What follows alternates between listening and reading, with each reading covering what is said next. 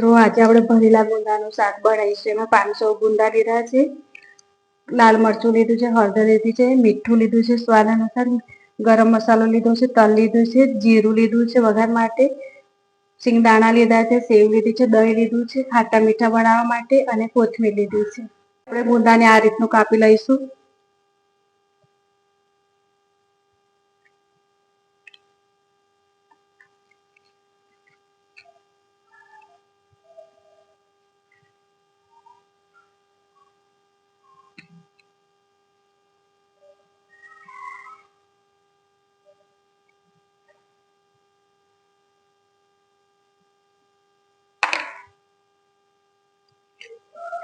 બધા ગુંદા આ રીતના કાપી લેવાના છે। હવે આપણે સિંગદાણા વાટી લઈશું।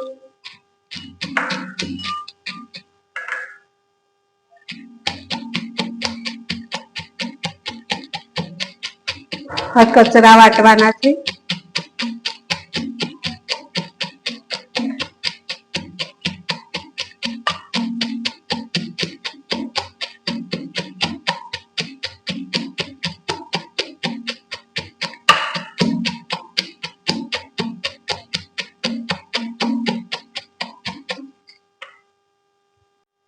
હવે આપણે તલ વાટી લઈશું।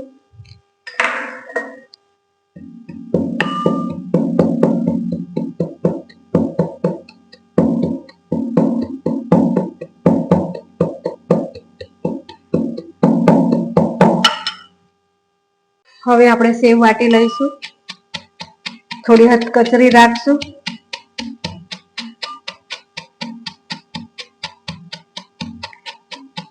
સેવ ની જગ્યાએ તમે બેસન શેકીને નાખી શકો છો। અહીંયા મેં સેવ લીધી છે।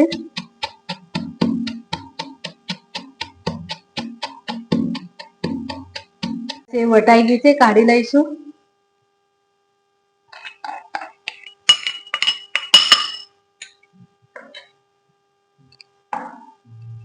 હવે આપણે સિંગદાણા નાખી દઈશું,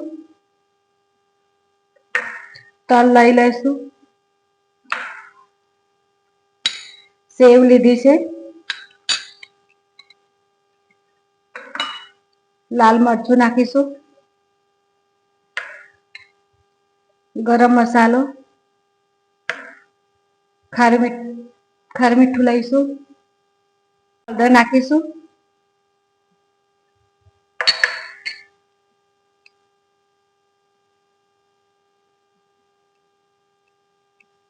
તેલ નાખીને મિક્સ કરી લઈશું। 2 ચમચી જેટલું તેલ લેવાનું છે।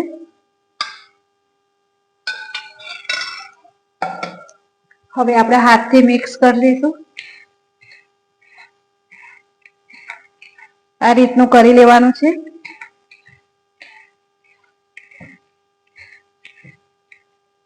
આમાં મસાલા ભરી લઈશું,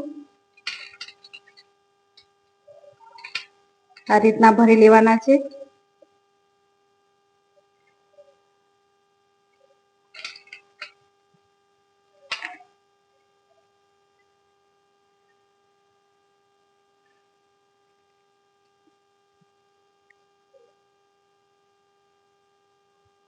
થોડું વધારે ભરીને દબાઈ લેવાના છે। હવે આપણે જીરું નાખીશું,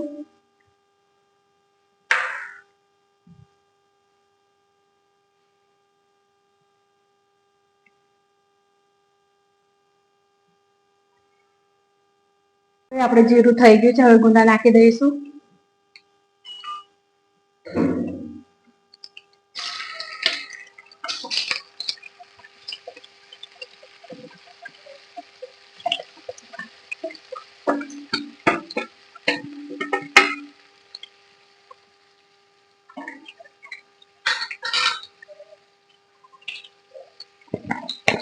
હવે આ મસાલો બચ્યો તો એ નાખી દઈશું।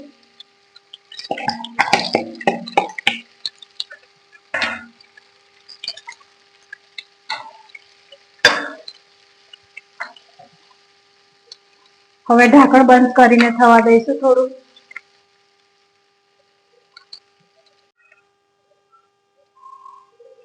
હવે આપણે દહીં નાખીશું। દહીંની જગ્યાએ તમે છાશ લઈ શકો છો।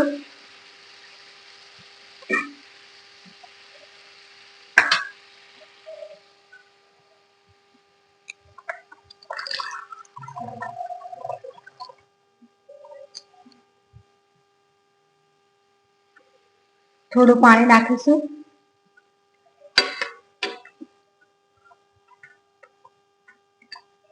હવે આપણે એને ચડવા દઈશું.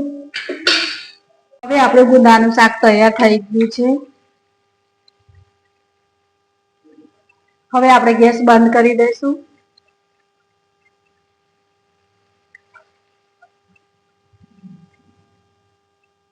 હવે આપણે થોડી કોથમીર નાખીશું.